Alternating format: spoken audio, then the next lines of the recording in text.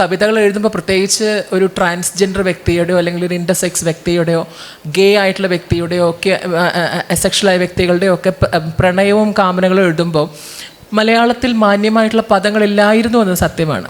പക്ഷെ അത് നമ്മൾ കണ്ടുപിടിക്കുക അല്ലെങ്കിൽ മറ്റ് ഭാഷകളിൽ നിന്ന് നമ്മുടെ വ്യക്തിപരമായ അനുഭവങ്ങളിലൂടെ പുതിയൊരു ക്രാഫ്റ്റ് ഉണ്ടാക്കിയെടുക്കുക എന്നത് എന്നെ സംബന്ധിച്ച് ആദ്യമൊക്കെ ചാലഞ്ചായിരുന്നു. പക്ഷേ ഇപ്പം അതൊരു ഈസിയായ പ്രോസസ്സാണെന്ന് മനസ്സിലാക്കുന്നു. ഒരു ഉദാഹരണം പറയാം. ചഞ്ചല എന്ന കവിതയുടെ അവസാനം ഒരു വരിയുണ്ട്. അതായത് സാധാരണ ട്രാൻസ്ജെൻഡർ സ്ത്രീകൾ അവർ ലിംഗമാറ്റ ശസ്ത്രക്രിയ കഴിഞ്ഞാൽ വാഴ പോലെയാണ് അല്ലെങ്കിൽ വാഴപ്പിണ്ടി പോലെയാണെന്നൊക്കെ വിശ്വസിക്കുന്ന ഒരു മാസ്കുലിൻ ആൺ സമൂഹം, സിസ്ജെൻഡർ ആൺ സമൂഹം നമുക്കുണ്ട്. പക്ഷേ എന്നെ സംബന്ധിച്ച് സർജറി കഴിഞ്ഞ ഒരു 6 മാസമൊക്കെ വല്ലാത്തൊരു കാമനയിലാണ് ഞാൻ ജീവിച്ചിരുന്നത്.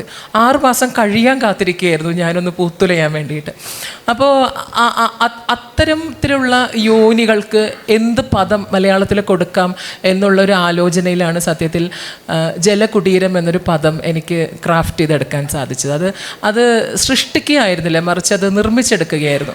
അത്തരത്തിലുള്ള നിർമ്മാണ പ്രവർത്തനങ്ങളിൽ കേരളത്തിലെ വൈവിധ്യത്തെ സ്നേഹിക്കുന്ന കവികൾ തീർച്ചയായിട്ടും ചിന്തിക്കണമെന്ന് തന്നെ കരുതുന്നു.